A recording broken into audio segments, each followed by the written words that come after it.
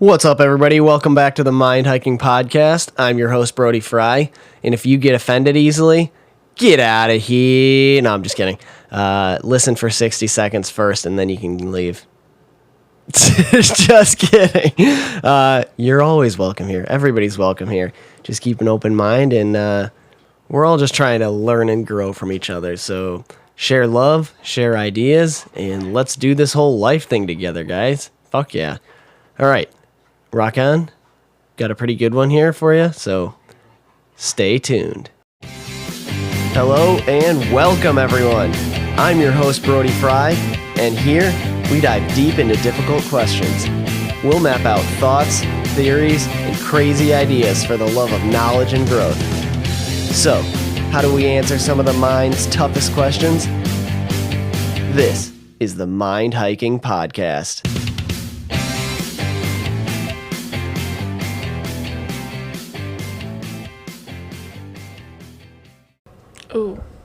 Oh, of course, you always do that. 3, 2, 1, we're live. All right, so what did you want to talk about?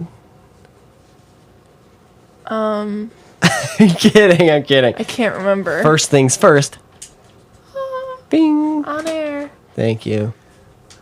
My beautiful fiance got me that for a Christmas present. Thanks, she sounds really hot. Yeah, she is. Did you,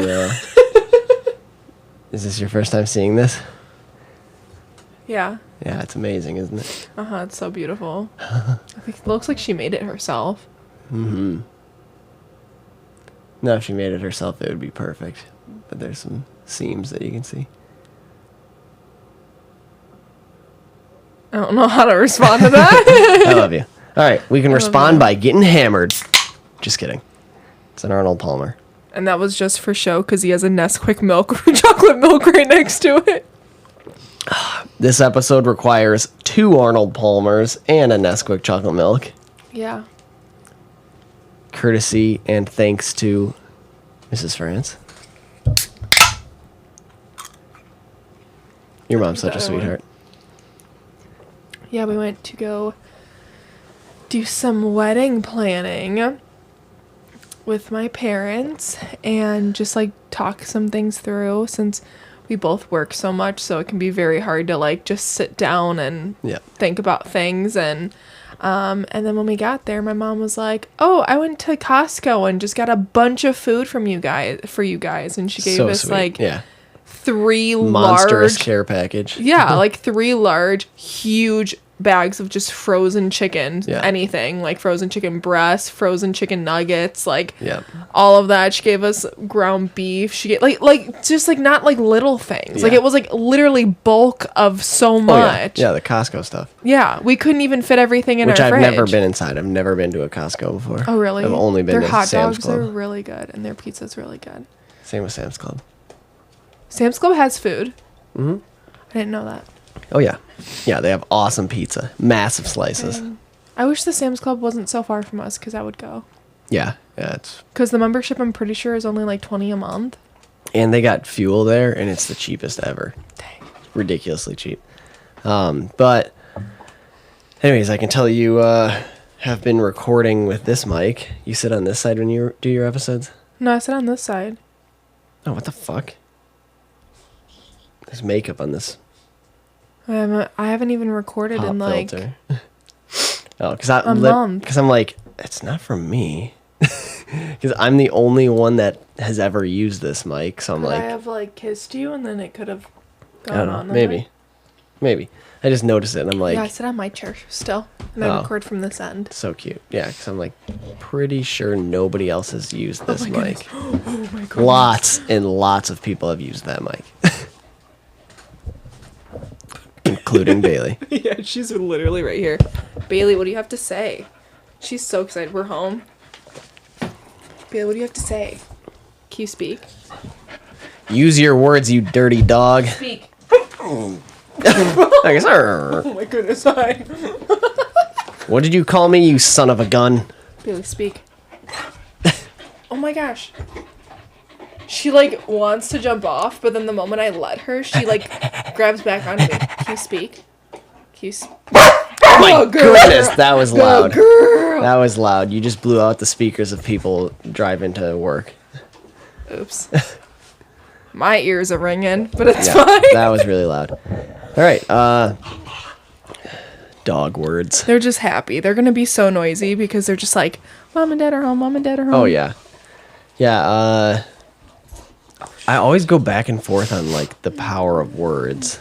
Because it's like sometimes I'm like, wow, like the strength and message you can get across through word choice, like using the right words to describe things can add so much power and so much strength and so much emotion. Like you can make people laugh, you can make people cry, you can just change chemicals in people's brains around you using words and using word choice and organizing word. It's like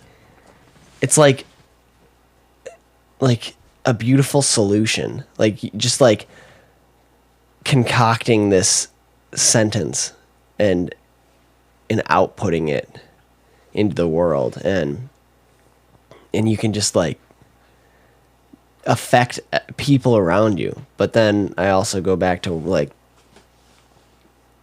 they're just sounds coming out of my mouth. Why does it offend you, kind of thing? Like I grew up being called a brain dead idiot with more swears every day of my life. And so then I got that side, like why, like they're just sounds.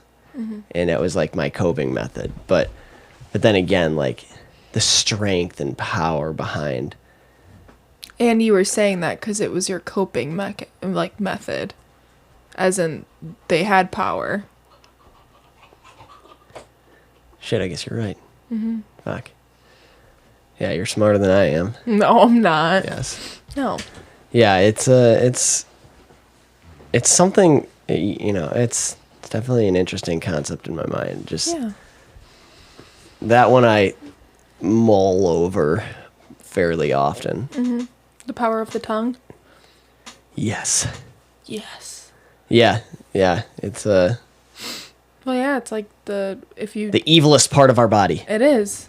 Yeah, and just like if you look at a situation in a positive light, then you're going to be positive. And if you look at a situation in a negative light, everything's going to feel super negative and you're going to feel sad and you're going to feel depressed. And it's easier said than done, but it's like, even if it's not necessarily you, but it's the people around you. I thought you were drinking this. Sorry. Yeah, but then that click, that when you open that up, it sounded cool. So then I opened one up. Nice. Because I can always put this in the fridge. Yeah, no, you're good. Got that for myself, but whatever. Just kidding. Oh my goodness. I love you. I love you. But it's just like, yeah, I don't know. Be kind. I don't know. Yeah. That's what I meant by like, I try the best that I can. I can't say that I'm fully cutting it out. Like things are going to happen and we're humans and we're infected. Yeah. Damn. But on the other hand, I feel we're infected. We are. Yeah. With evil. True. But that's why I'm trying not to like swear anymore, because I feel like the more I swear, the more I use those words and the more and they are just words, but I do think, and you can probably agree with me on this, I do think ever since I've put it out there like in my mind and I've actually tried to be like intentional and not swear, and I've been cutting it out, you've been oh my gosh. Words. Yeah, words. You've been complimenting me on my word choice a lot more recently. That's because they're elegantly spoken. But you have. Yeah. So that's why I think... You've been reading that smart person word book of mine, haven't you? I haven't. Oh, okay. I literally... But what I'm saying is like, I haven't even read any books or read into learning words. I just have been cutting out swear words, because also I truly believe they swear words hold a lot of anger and negativity behind them. No matter what, even if it's in a joking manner... this sounds so bad, but I truly think they hold evil. Like, I really think it holds a lot of evil to them. I think it brings a lot of weight into conversations. I think it brings a lot of negativity into conversations. I think it's just like not good. And I don't want to do that, because if I do swear, I find myself getting either angry or getting worked up or upset whenever I'm using those words. I feel like anxiety gets pumped up when I use those words. I don't get to like think things through, and I think it dulled down my vocabulary. Oh, for sure. Yeah. Because the more I say them, like I can't think of an example of a swear that like is actually used as a necessary word. Oh, jeez. Like they're all it's all filler words. Like like you use swears to frustratedly or angrily describe something, but either way, I have no room to talk because I swear a lot, and I have absolutely no plans in stopping that, because I don't think I can, and also I don't. Well, you can do anything you set your mind to. Also, for me, there's bigger problems that I think are more pressing to take care of rather than my choice of language. Yeah. And also I feel like it's energy consumption, where if I'm spending a certain amount of minutes or hours in a day solving problems, I don't want to deter energy consumption for the purpose of replacing my swears, when that energy could be put towards something that's more pressing, something that's more important. I do want to say personally for me, what I've noticed since I've cut back on swearing, just what I've noticed, I'm just voicing this so if anyone out there who's listening actually thinks about it or has never really thought about the weight or thought about doing it, what I have found is, number one, my vocabulary has definitely expanded without me reading into anything. Like, it's the weirdest thing. Like, I feel like my mind has opened up to just new and different words that I never used in the past. But also another thing is, and I'm gonna be like, no one's perfect. Like, I'm gonna be completely honest here, but I've noticed that because I think quickly. Like, one of the things that I need to work on. No, one of the things I need to work on is slowing down my mind and slowing down basically. I think very, very quickly, and I talk very quickly. And I've noticed that since I've cut back and tried to cut out swearing, I've noticed that I don't lose my cool or get as angry as I have in the past. Like, I feel like we have had some things that could have formed into something bigger, like any relationship, but I think we've had some things that could have formed into something bigger, like a bigger argument or like a bigger, and I think because my mind instantly, I'm not swearing, that my mind steps me back into a softer space to let myself think. And either I just take a softer approach to things.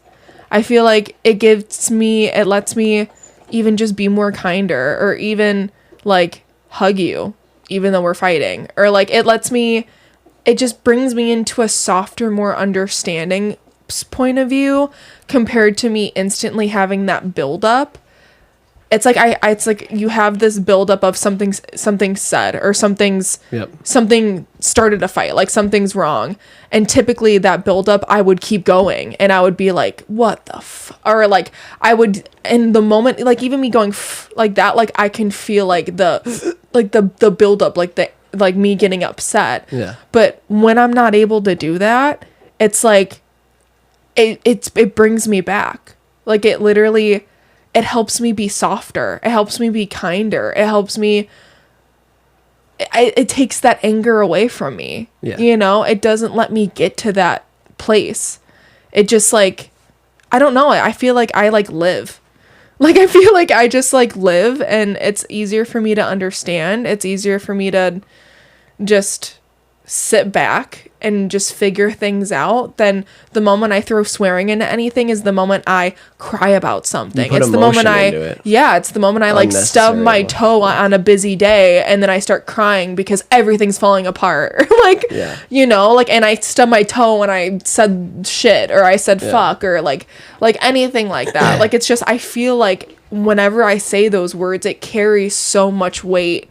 And I feel like it really, truly affects my emotions and the way I handle things. And then since I've been cutting back, I've noticed just a big change in just how I act, which I never expected. I literally just did it because I was listening to a podcast that was talking about swearing and like what it says in the Bible about swearing, and how it's not very good and how it is like the evil in the tongue and I just was like, you know what? Like, I don't even need it anyways. Like, I feel like I say it all the time and it's a little too much. Like, that's just how I felt. Yeah. But then I've noticed all of these little things as time has gone on too.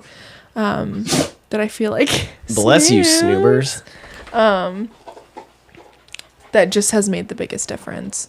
Yeah. So. Well, you're so sweet. Sorry, Bailey, just like gave me chills. I think you having a super active and fast spinning mind is a gift. Mm-hmm. I don't think it's a problem. I don't think it's something that you need to slow down. I think it's more of taking your finger off the trigger where you're not firing. Like, as an example, pulling the trigger would be allowing those words, those thoughts to be formed into words and come out of your mouth. Mm-hmm. Where I don't think it's a bad thing that your mind spins quickly. My mind spins quickly. I think it's more of containing them until they're formed properly. Let them suckers marinate. Yeah.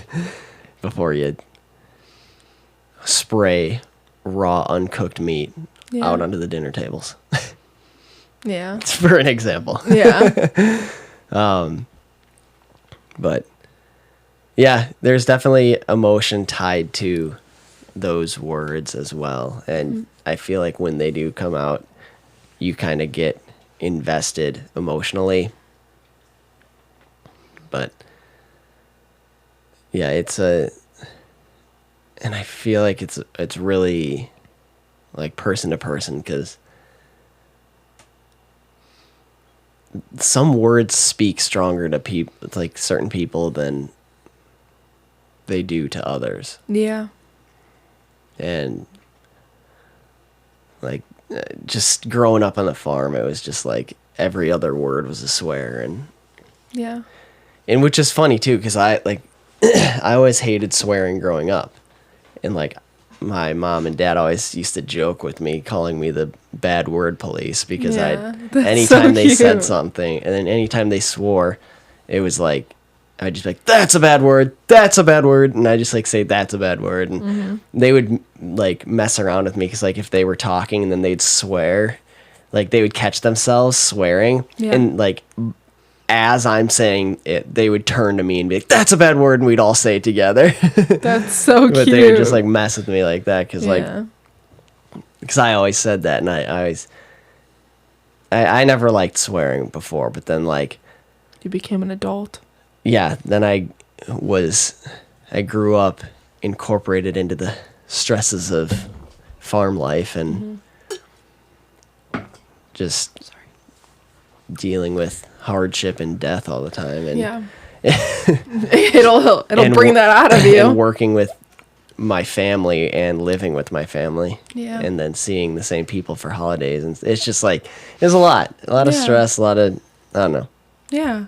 Good and bad thing. I think it's more a good thing, that, because I think children nowadays are pushed out into society, and the government raises our children. Yeah. And now everybody's wondering, why is why is everything so fucked? Why is this society, why is this government, why is this generation so messed up? But our parents just, whether you want to accept that or not, you let your government raise your children. Yeah, 100%.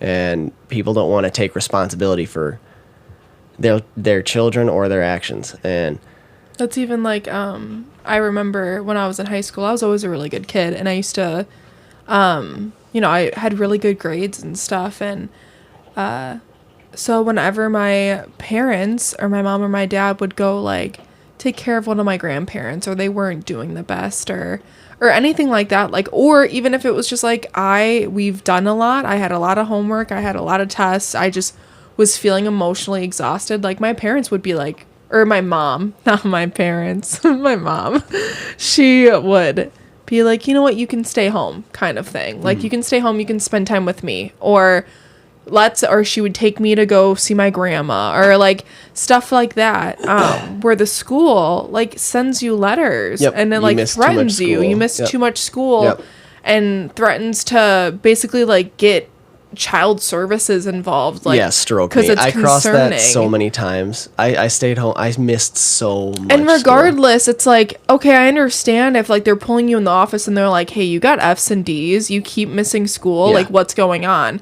Why does your parents keep taking you out of school?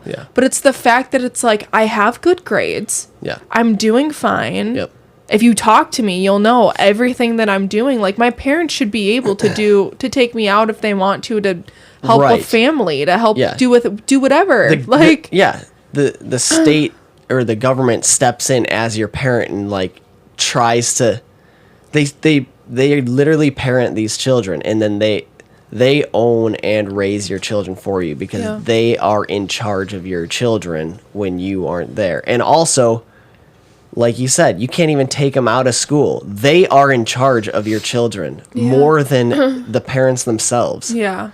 It's insane. And then society looks down on homeschooling. Mm-hmm. Society judges you. Society criticizes you, like they won't get social interaction, or a homeschooled kid, they must be weirdos. No, think about like before all this structure that we put in place, all these concrete cities we built around us, like back how it was supposed to be, like in small tribes, like small groups of families, like your town, for example. And like, it's tough to even say town, because now towns are they're literally mini cities. Yeah. But like, basically, like, I guess your neighborhood, but even neighborhoods are huge now. They are. So, but it's like, I guess like if you live in a cul-de-sac like that, like your group of like 10 or so houses max. Yeah. But like, that's like your tribe. And like, it would, and the children, there wasn't any school. The children learned from the tribe and the experience, the life experience. And they went out, like the men would go out hunting, and the boys learned how to be men from another man, not from the schooling system trying to like fill their head full of all this bullshit, like whatever their agenda is. Yeah.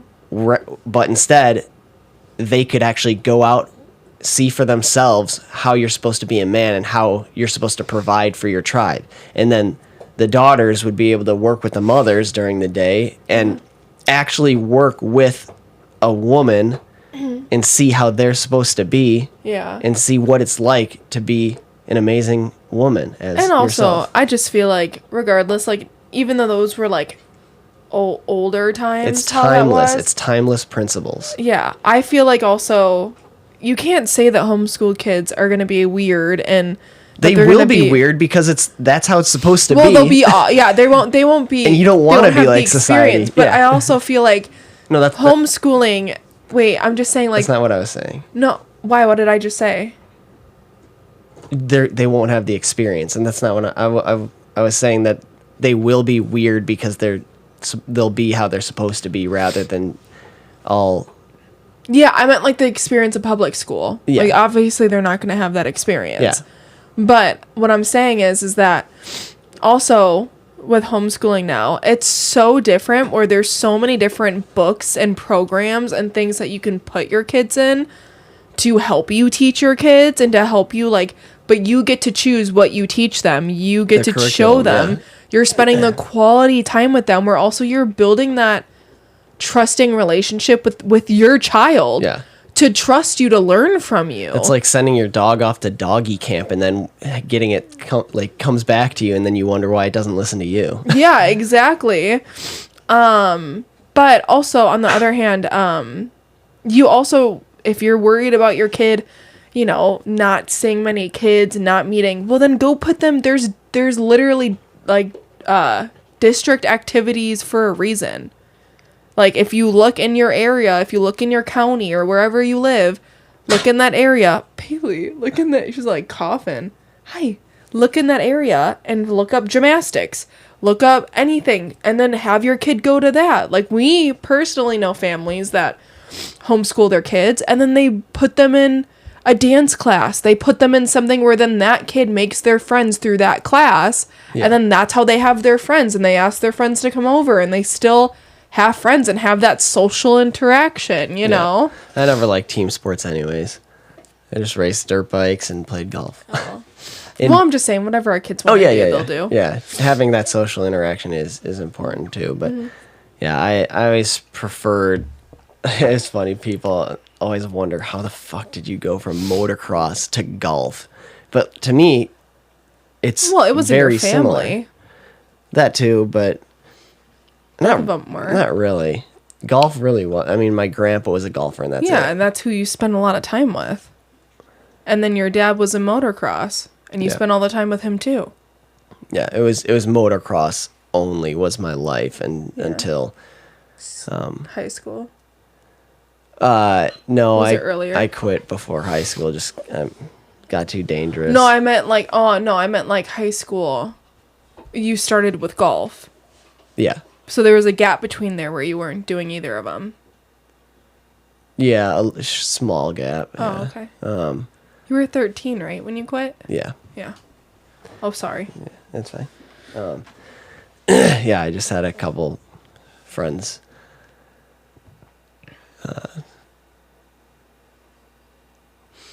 Pass away from the sport. Yeah. Yeah, just some bad accidents, stupid mistakes, and but yeah, I remember just being on the line. It was during a race, and I just looked at my dad and I was like, "Dad, I don't want to do this anymore." And he was like, "Fine, I'm okay with that." Yeah. And I ended up DNFing that race. What does that mean? Did not finish because Oh, I really? wadded up. Oh. They thought I broke my arm. Oh, really? Yeah, yeah, it was a super dry day. Is that the one that you like literally knocked out and woke up with your mom like over you? Yeah. Yeah. Yeah, it was a super dry, dusty day, and there was like this kind of like a off camber sweeping corner into a table, and off to the right of that table is where they threw all the rocks from picking the track. There's a pile of rocks there, and super dusty off camber. Sure enough, I was on it was a 2009 KX85. It was a Monster Energy edition. Blacked out with the green rims. It was badass bike. But yeah, slid out and right into the rock pile. And I just remember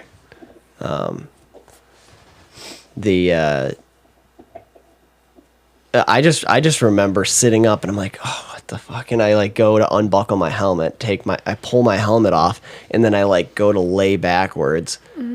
And which you don't do that. You don't take your gear off while you're out on the track like that. Like, Yeah. I was just so uncomfortable. Like, I crashed, and like normally first responses get back on the fucking bike and go. Yeah. But like, so out of character. But yeah, I just pulled my helmet off and I laid my head back into my mom's lap, and I'm like, I was so thrown off. Like, how did you get here? I laid my head back into my mom's lap and I'm looking up at her, and And then the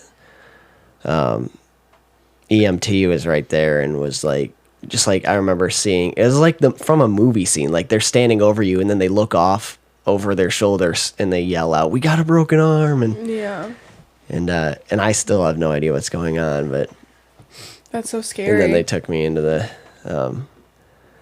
little medical trailer and asking me a lot of questions. They thought I had a concussion, and but yeah, it was a dangerous sport. But I still love it and I appreciate it a lot, and I still love riding. And just competitive racing is bikes are getting faster and tracks are getting more technical, but bodies aren't getting any more durable. And that's kind of what the conclusion I came to. I still love and appreciate the sport, and I'm still going to ride my whole life, but competitive racing is just that's scary. Just seen too many things. But golf, as far as like the mental game goes, that's what I loved and appreciated. If I was given my all 100%, and I'm playing like football or like some other team sport, baseball or something, and somebody else on my team isn't giving it their all or isn't giving it as much as I am, and we lose because of that, like,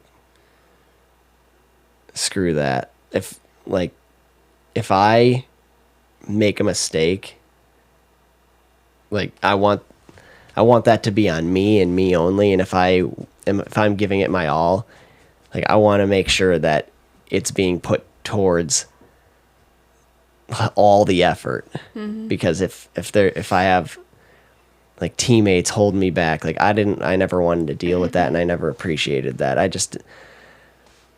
I'd rather it all be on me, whether it's good or bad. I wanted it all on me. And that's motocross and golf.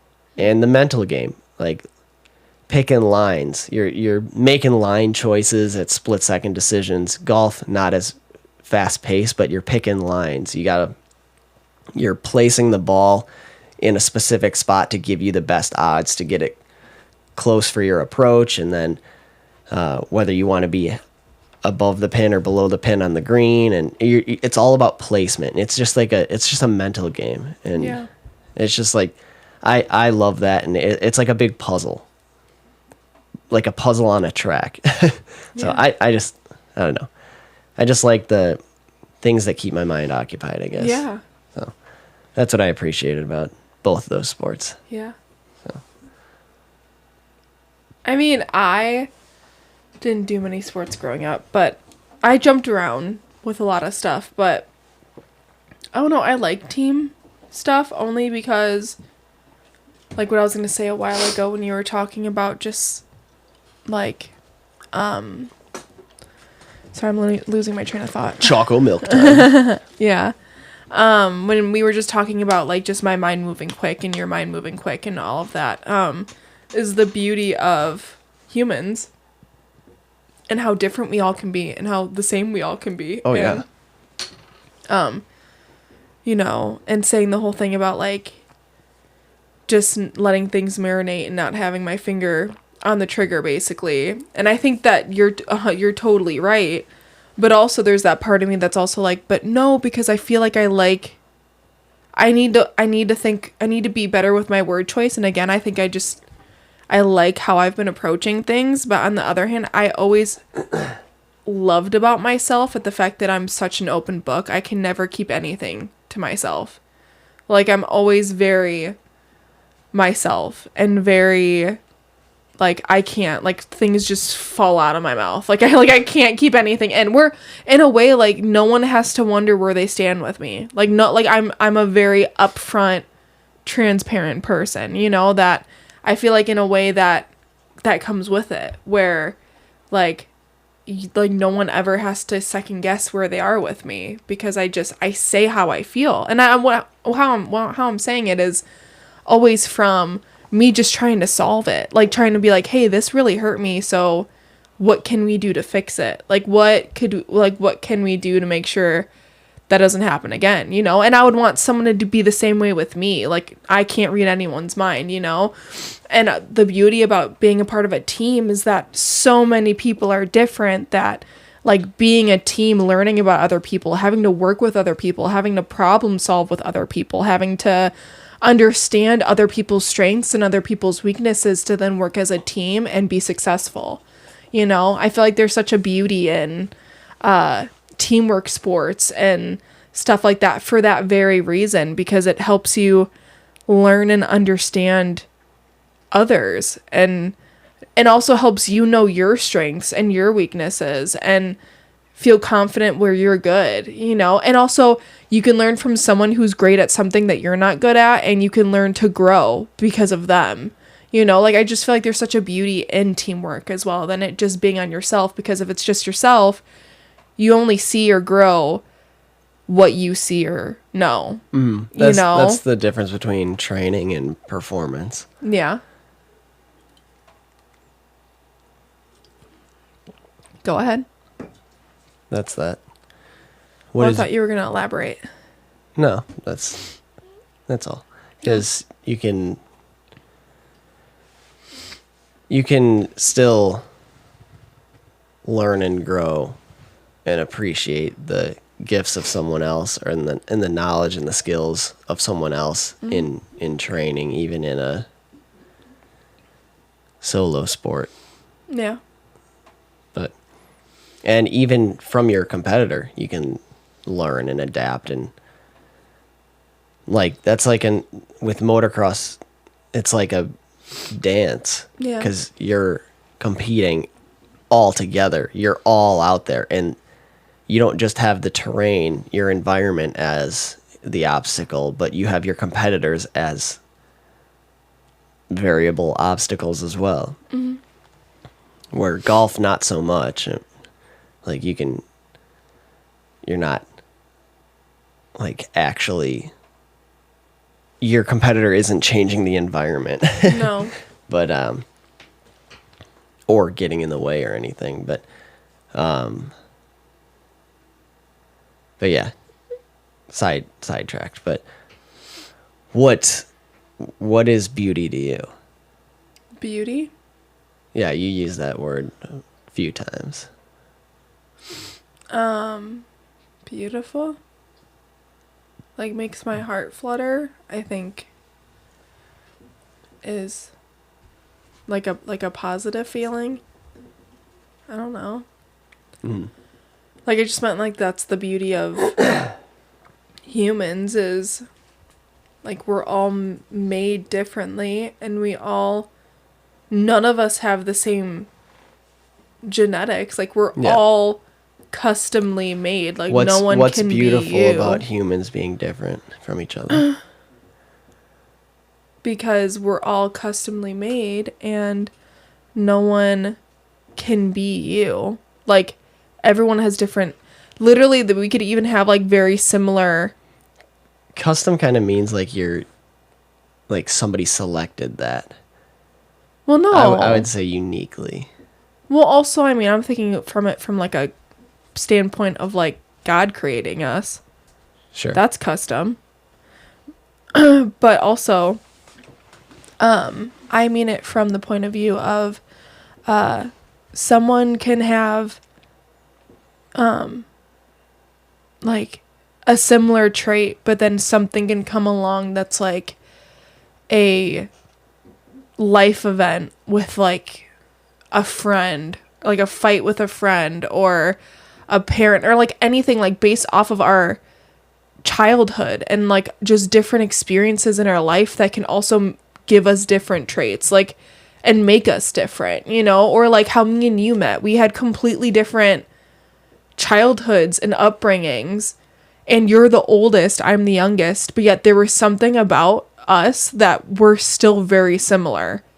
And it's like the weirdest thing because we grew up very, very differently. That one I like. Yeah. Like we grew up very, very, very differently. Yeah. There's magic. It's like the indescribable magic where the beauty comes from, because beauty is such an elusive word, or at least word to understand. Yeah. Where does beauty come from, and what is it? That's tossed around so much. Is it in the novelty of things? It's a describing word for objects or things, or can it be described or used to describe emptiness or vastness? Like, you could use it to describe non-things as well. You can use it, like, beauty is a beautiful word. Mm-hmm. Like, what does it mean, and what is beautiful, and can beautiful be something else to not only other people but other species and life forms? Like, is beauty like inherently human sense? Like, because you can get lost in artwork, you can get lost in a sunset, you could get lost staring into your puppy's eyes. Mm-hmm. That's all beautiful, but I think beauty is the spark of magic that's indescribable. Yeah.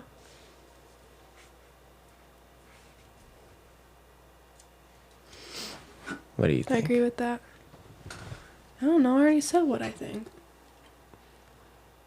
Well, I think you're beautiful. But what does that mean? The spark of magic that I can't describe that attracts me to you. Turn off the mics. I love you. I love you. Yeah, that word popped in my head too. When we were talking about describing what beauty was, I thought of like attractiveness, like something that attracts you to something, you know? Love. Yeah, something that attracts me to humankind. It's love. Uh-huh. Love acts as the glue that holds the world together. Yeah. And I think the world. I don't think just connection between humans. Yeah. Because you could say all human decision is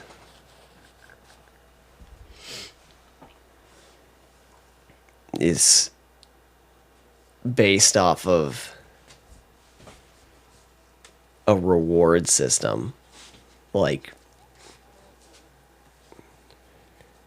motivation is through rewards. Like, Bailey. But I think there's more than that. I think it's more than like if I do this, I get a cookie. Yeah. I think it's deeper than that. I think because I don't know. At least for me, I get stuck in the thought of meaning. Like, what does it all mean? Yeah. Like, there's more than just a drive for, like, a motivation of reward.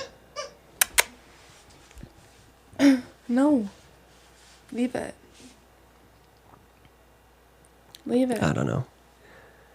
It's a tough, heavy thought. Yeah, it is.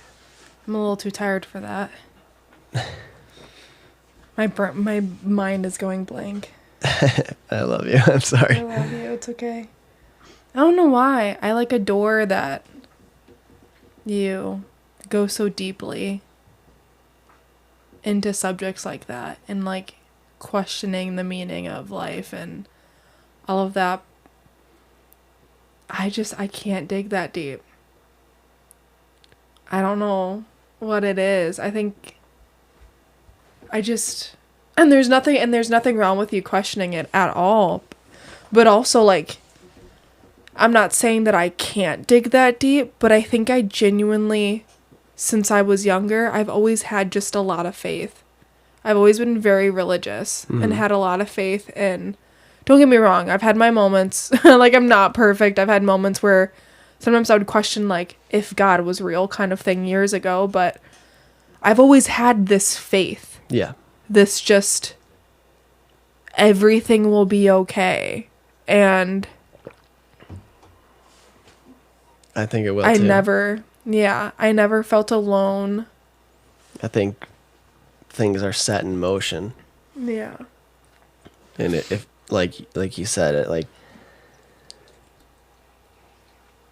God creating everything, setting things in motion. Like, Yeah. maybe I wasn't that far off. I have an episode on, like, I think it's number 3. What are we? I gotta listen Yeah. back. Like, I remember that episode. I'm not recommending that episode because that was an early one. But Yeah. Wasn't that the first one that you swore in? yes, it was. How did you start it? You were like, Just go listen to it then. oh, okay. Yeah, go listen No, to it, it guys. was it was like, what are we? Do you ever just sit like thinking about, like, what are we and what the fuck are we doing, or something like that? It was something like that. And everybody's like, It was oh loud. my god, I can't believe you did that. Yeah. What the fuck? Yeah. Yeah. And then after that was the opener, and then when I started the actual audio, it was like, I was like, I thought of a better question during that break. How the fuck do we start this topic? I'm pretty sure is how that episode went. But I don't know. Maybe we were wrong in the beginning too, because swearing does put emphasis on language and structure in sentences that any other kind of word can't. There's a uniqueness to it. Just like you said about humans, there's a uniqueness to swearing that you can't get from any other word. And wouldn't you say that's beautiful? Yeah. Yeah, there's nothing wrong with swearing at all. Like, anyone else can do it. It's more just like, I don't know. It makes me feel ick. Yeah, I don't know. I think think gives me shivers. I think if used properly, there's an art to it, or there's an elegance that you can get away with using swears, or like a strength that you can't get across. Okay, I'm gonna also be a little counterintuitive to that. Counterintuitive, sorry. But, like, again, where would I have thought of that word? See, this is what I'm talking about with me not swearing anymore. But Counterintuitive. Yeah. But also that shows that I didn't even really know the word. And I said it. And it's fine, you corrected me, but you mentioned that there's a beauty in swearing, and like if you use it in a meaningful way and in a certain way, it can be very beautiful. Don't take that out of context either. All I'm not saying saying is swears are beautiful. I didn't say that. No, I know. No, I know. You're Okay. saying using it in a certain way, and like just like humans, like it's no, I didn't take it that way at all. Okay. But I'm just saying I got this thought in my head, so I feel like I just need to say it.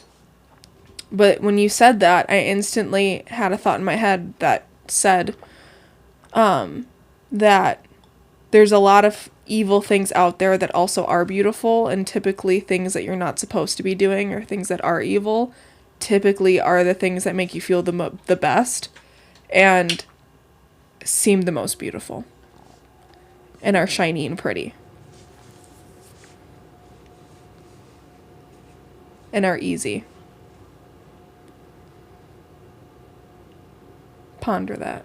I just had that thought pop in my head, so I wanted to say it. But I don't think that's real beauty then. I was just saying it about what you just said.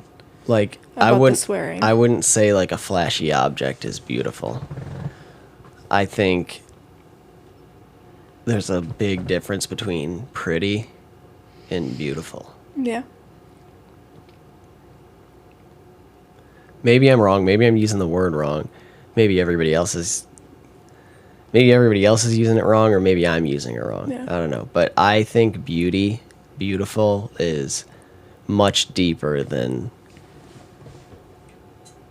what society uses it for. Mm-hmm.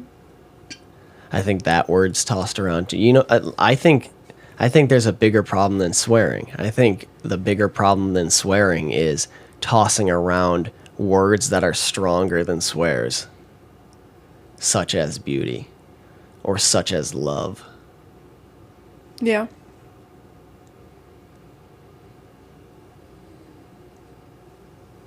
I think that's causing more harm to society than how much we swear. Because you're numbing the effect. Yeah, definitely. That's kind of like the same concept, and I am someone who does this, so that's why I'm saying this, but someone who says sorry all the time, it loses its meaning. Yeah. Yeah. Yeah, you're absolutely right. And even though you genuinely mean it, like every time I apologize, I genuinely am apologizing. I just feel like I typically am the person to just apologize really quickly just because I just want confrontation to be over with, but that loses its meaning. Like sometimes you need to not do that. Like you need to think on it. You need to let things sit. You need to let it marinate. I know, yes.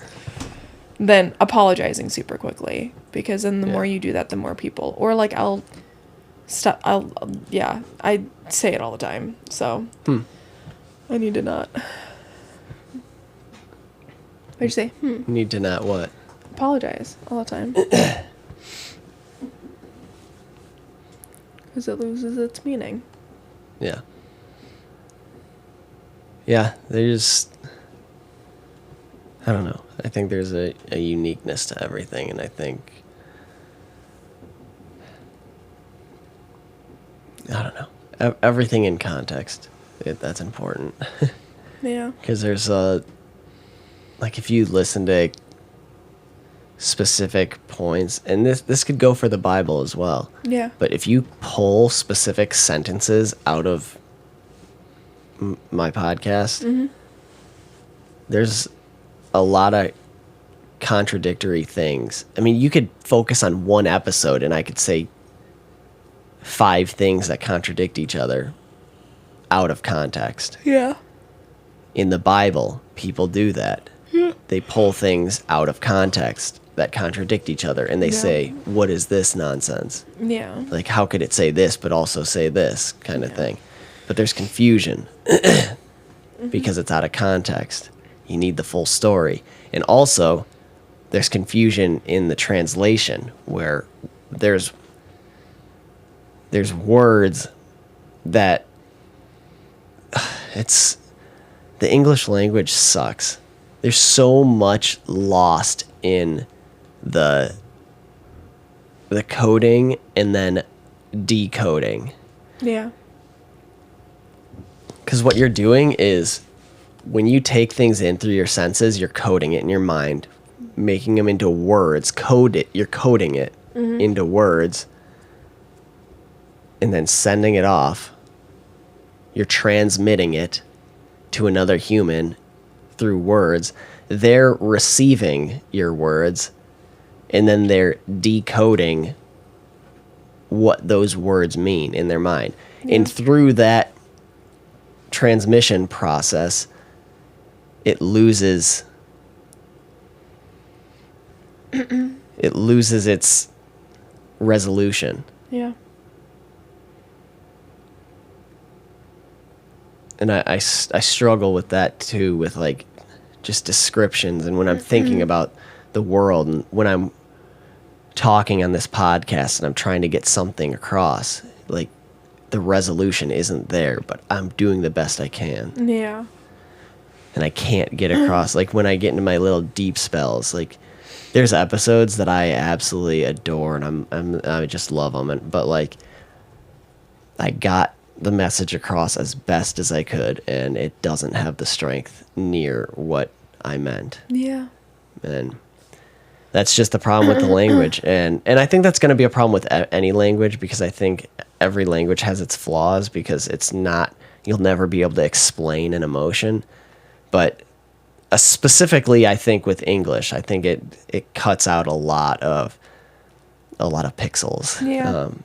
Like specifically we just had Sanisha on and like talking about his language. Like we were kind of doing some tossing around with words, and like he was explaining how there's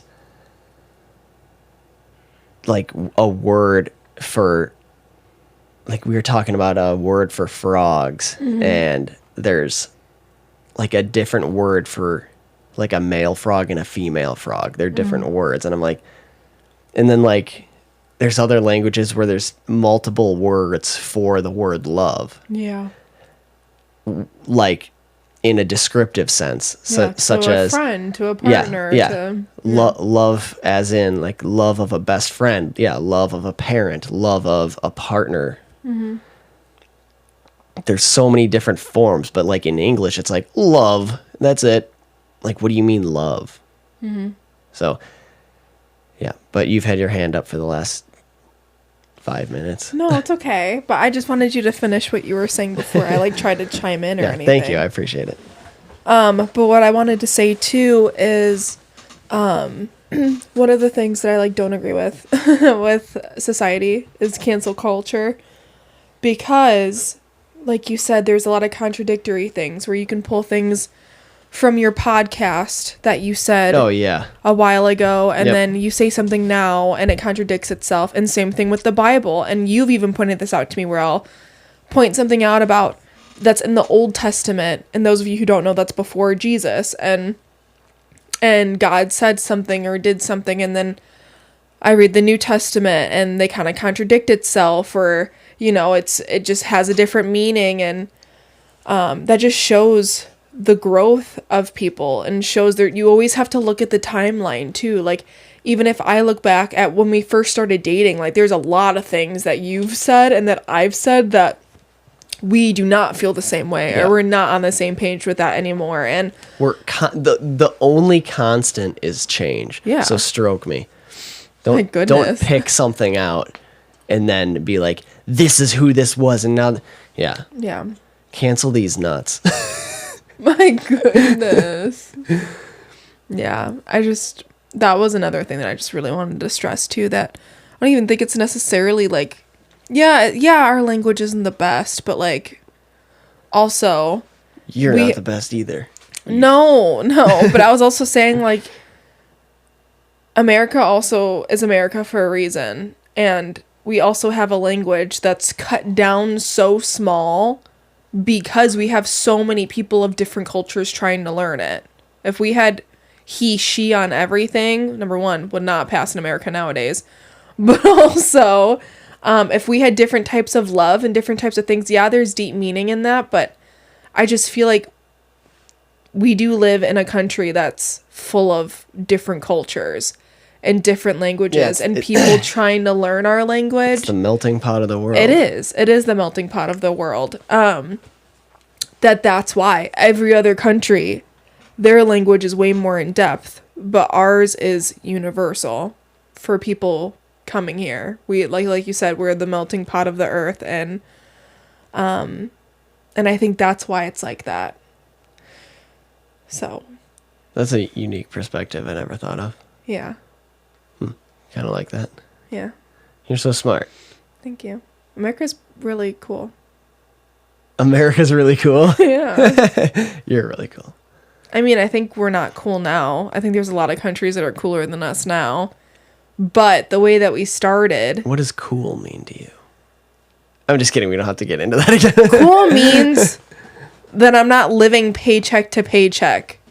And that the government isn't taking control over every little thing we do. And taxing... Don't even get me started. Literally taxing the farmer who buys the seeds to grow vegetables. The farmer pays taxes on the seeds. Then he goes and he plants the seeds. And as he plants the seeds, everything he bought, the watering can, the fertilizer, everything was also taxed. Then he grows the plant, which also he gets taxed on his water. Then he has the plant, the potato that he grew. Then he sells it to a store, but then the money he made off of the potato, he has to pay taxes for.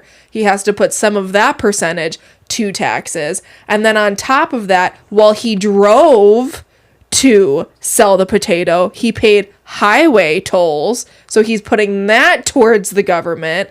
And then on top of that, the grocery store that bought the potato then sells the potato, but then has to also take those earnings and put it towards taxes. And he can't even pay his employees what they're actually working for or what they're worth because the government taxes and takes the money out of their paychecks. And then also, when that farmer retires and then dies and tries to leave his inheritance to his children, that already taxed 1 million times money gets taxed again before the children can get it. It's literally sickening. Yeah, they're cultivating an environment of failure. That's what the government's doing. It's so messed up. How are we supposed to be the best? How are we supposed to be the strongest when you're trying to take? It's like building a corporation on a bunch of franchises when you're just trying to like penny pinch and nitpick you can't have a successful corporation on franchises that you're pulling from. You got to cultivate an environment of successful franchises, because when the franchises succeed, so does the corporation. When the individual person, when the worker, when the middle class succeeds, so does the government. You're cultivating an environment of success doing that way. You're inspiring people. If you make it easy to build a business, if you make it easy to be successful, that's cultivating an environment. And the richer the people, the richer the government. Yeah. And nobody understands that. And all these politicians just want bigger paychecks. They do. And they're not looking towards the long term. They're looking towards the short term. And then there's other countries. Which is sorry. No, and I was just going to say, and then there's other countries too. Like the whole point of me saying this stuff was also there's other countries that people are literally moving to. Like around Greece Dubai. And Italy and like those areas that literally have free healthcare. Like there are also rich people that have visas in these countries, so then they actually are a citizen and go to their healthcare while they're also still in America. Well, yeah, so they will fly. That's because America. Go ahead. The government makes way too much money off the medical industry. Yes, that they get actual antidotes for when they get sick. That's why they don't do anything about this healthcare marketplace. It's literally a healthcare marketplace. It's fucked up. They just make too much money off of it for them to change it. Yeah, and also and it's just frustrating because other countries, you literally can get dental work done, you can get veneers, you can literally get whatever you want, and it's so dirt cheap. Yeah. It's insane. And if it's just a regular checkup, it's free.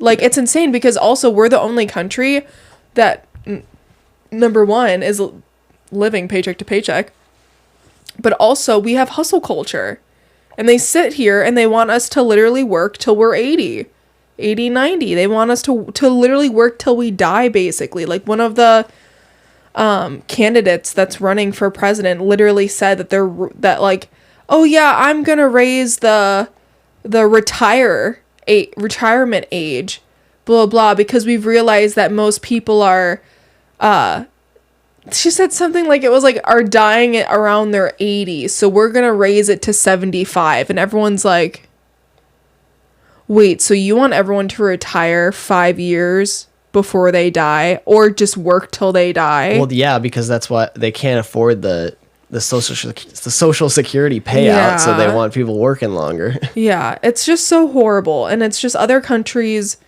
have free health care. You can get glasses, you can get everything you need. There's no hustle culture. It's like they literally work their jobs, they get to relax, like they have longer weekends than we do. Like, it's just people die after they retire because they lose their purpose. And I honestly am not a huge supporter of retirement, because I feel like people just age the most after retirement. I think you need to find your purpose and your passion and do that. What you're here for. Yeah, but you can find a hobby or something. Yeah, do something. Yeah. Actually, retirement is a German thing. That didn't even start. I'm German, so I better retire. Yep, me too. I'm mostly German and Irish. Yeah. But damn near 50-50 actually. Oh really? Yeah. I'm German and Polish. Brody but is an extreme German. Brody's like almost more of an Irish name than That's what I thought. Patrick. Like Brody and Patrick are like the two like biggest Irish names. Yeah. Actually, Broderick is not my full. That's not my real name. My actual birth certificate name is Brody, but but that's where Brody comes from. But yeah, that didn't happen until like the 1940s. Like shortly after World War II is when like basically like the Industrial Revolution, and then starting these structures of factory workers, the 9 to 5 whole thing, and then like the structured breaks, lunches, and then like clocking in and clocking out, and then you work till this time, and then you retire. That's when that happened. Yeah. Right after World War II, and that was inspired by from Germany. Yeah. But well, that's like, schools better not hear this podcast and then all of a sudden change the school system. But Saturdays and Sundays, us having off of school on Saturdays and Sundays is actually a Christian thing, because the seventh day, which is the Sabbath day, which is actually Saturday, was the day that you're supposed to rest. Literally rest. You don't like you're supposed to rest your mind. You're not even supposed to read the Bible, or like, you don't read the Bible, but like you're not supposed to like worship or anything. It's literally just like you're supposed to recover, not do anything, not a thought, like not raising a finger. Like you're not supposed to clean. You're not supposed to catch up on things. Like it's your rest day. And then Sundays, it's supposed to prepare you for Sundays, the first day of the week. Yep. And then you go to church and you worship, and that's supposed to be your holy day. Yeah, Saturday is the 7th day. So that's why we have a weekend, is because Saturdays are the Sabbath day. You're supposed to relax. And then Sundays are worshiping church day. And then it goes Monday to Friday is your regular days. Yeah, you're so smart. Yes. No. Yes. What was I saying about... I was going on a roll with the freaking government taxing thing, and I can't remember what I was going to say. Sorry. I don't remember. The medical system, just they make too much money. They probably have a cure for cancer, but they make too much money off of cancer patients and treatments, so they just... And I know that, like, people... Sorry, guys. I know that people... Retirement doesn't bring the best out of people, but on the other hand, people deserve to have a choice. If they want to die early and age really quickly, they can, you know? Yeah. Like... I just feel like no one deserves to work till they die. If they want to, like, even if I had tons of money, I know in my head, like, I would be working. Like, Yeah. but I would be working a job without the stress of needing the money, and it would be for fun, you know, like, because I'm a hard worker kind of thing, you know, and I know you would be the same way, where it's just more lighthearted work, you know, it's more something you just would love to do, and you spend your time doing And it. from a religious standpoint, that's what God put us on this earth to do. Yeah. To till the fields and work. Yeah. And earn our meals from the sweat of our brows. Yeah.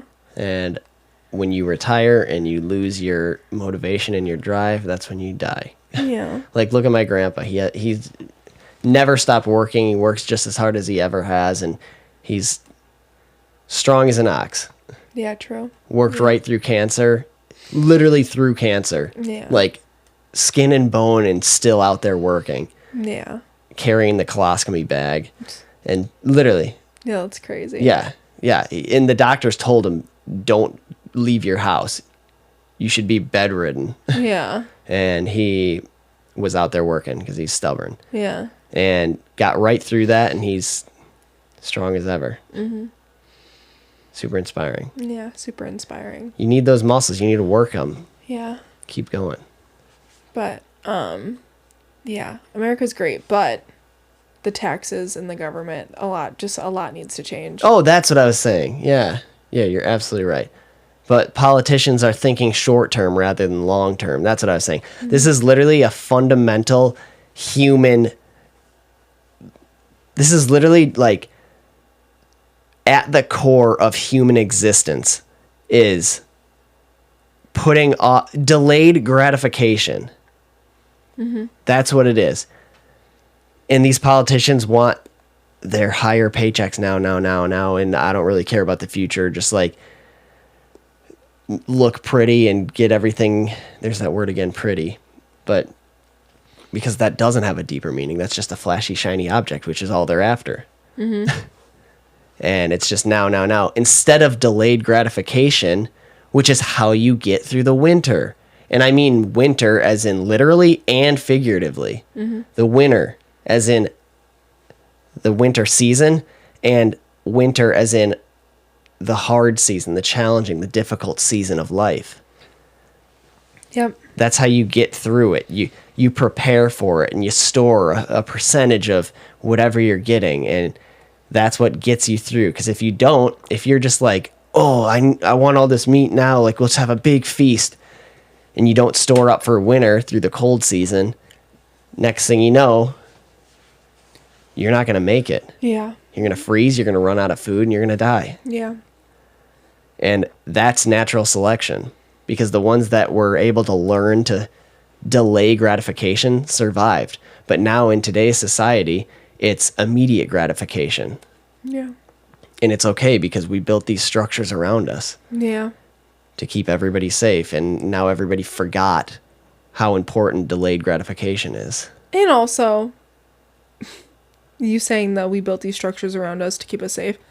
Also, it's kind of like the concept, this is not, well, maybe not, but it just made me think of this, where it's like, oh, let's build these structures to keep us safe. Then they build the structures, aka the wall.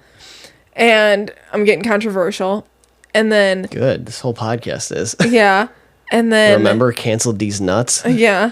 And then they build the wall, and then we're safe. And we're like, oh my God, life is so good. America's so great. Oh, all these people want to be here. Oh, we should just open up the walls and let them in, because it's so unfair for America to be so great and happy. So let's just take down that wall. And then now we're looking at Texas, and we see literal terrorists going across the border from Israel. Like I'm saying oh, sorry. Guys, I hit the mic. I'm saying terrorists as in like it's literal army-aged men showing proof that they're from the army from Israel and Palestine coming into America. Because we don't have that anymore. Illegally. And it's just like, we wonder why 2019 was so amazing and pre-COVID was so amazing. And how we want that life back. Well, we need to look at the things that we've changed. What did we change? We changed our president. We had Trump. And no matter what anyone says about him, we literally all had the most peaceful lives during that time. Whether you like him or not, he knows how to run a successful business. Yes. That's absolutely proven. And he's doing not a politician. Exactly. He might say controversial things. You might not like him, but he knows how to run a fucking business. And that's what he was doing with the country. And that's what we need. Yes. He understands that. He understands cultivating for success. Well, you were sitting there spending $20 on your car tank and driving around and thinking you were catching up with your life. No, the president was just doing his freaking job. Yep. And everyone was comfortably living. And now everything's going up. And we wonder why. It's because of our president now. It's because of them being greedy. It's easy to blame one person. There's much more to it than that. It's the whole. It's all of them. A lot of I don't stuff trust any happened. of them. We're not trying to. Not blaming one specific person. There's a whole. Yeah. There's a lot to this, but yeah, that is definitely a major part. Yeah, and really long. How it is basically that.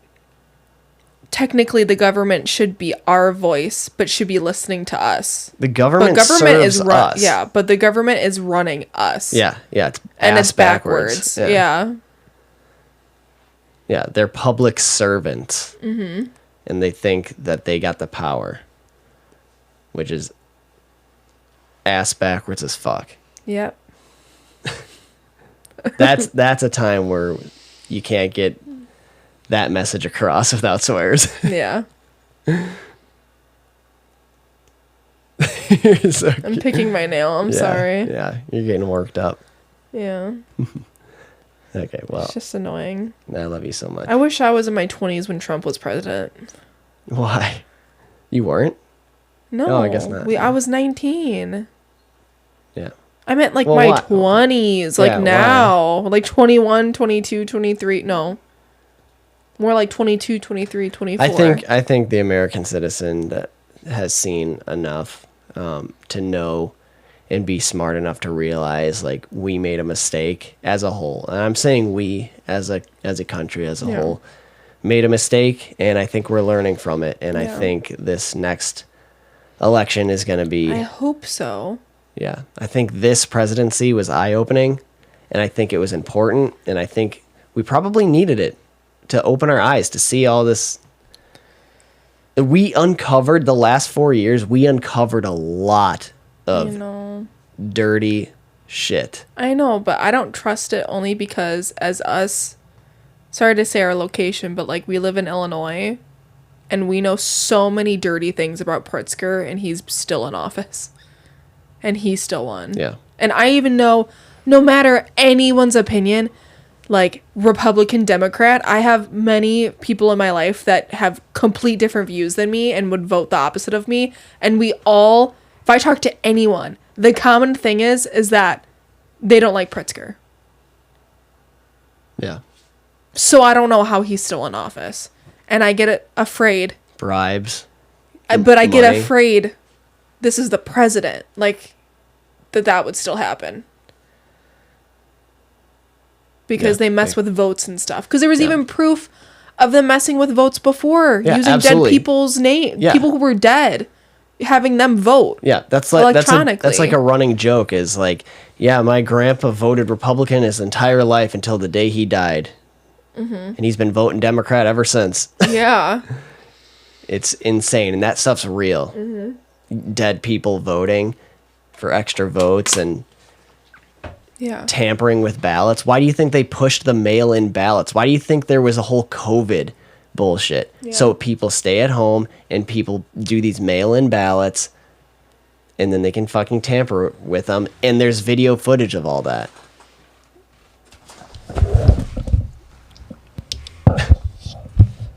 Oh gosh, Bailey. You're messing things up again. Oh, she's so cute. She's Okay, so cute. before we get overly hot and heavy I in this know. episode, which we already have, we're over an hour, and it's Yeah, we are. way past my bedtime. Yeah, I know. Yeah, I have a bedtime still. It's good to have a bedtime. Yeah, it is. Okay. It well, you're shows stuck. it shows structure in my life. Gotta have one thing structured. Yep. Structured for success. You're so cute. Bailey's being so cute. You sweet Bailey girl. Structure your life for success instead of living all willy-nilly and getting nowhere. You'll see. You'll all see. Bailey, it's your time to shine. She's so uncomfortable. Okay, we'll get out of here. All right. Thank you for joining me today, Catie. I love you so much. I love you so much. Bailey, speak. Go. Oh. Speak. Ow. Bah. Speak. Bah. You don't have to move. Just speak. Just speak. Okay. Okay. Good enough. girl. Oh my Good boy. gosh. Stop. Okay, that's enough of that. Okay, bye. I love you. Rock on, everybody. Thanks for tuning in. Hopefully you enjoyed, and Stay tuned. everybody loves you, so back-to-back Catie episodes. You're on my bonus episode, so Oh, yeah. I love you. Love you. Thank you again for all of your support and For life. for life and for this podcast, and love you with all my heart. Love you with all my heart. Love all you guys. Thanks for your support and listening. Happy Monday. Have a great rest of your day. Rock on, and peace out.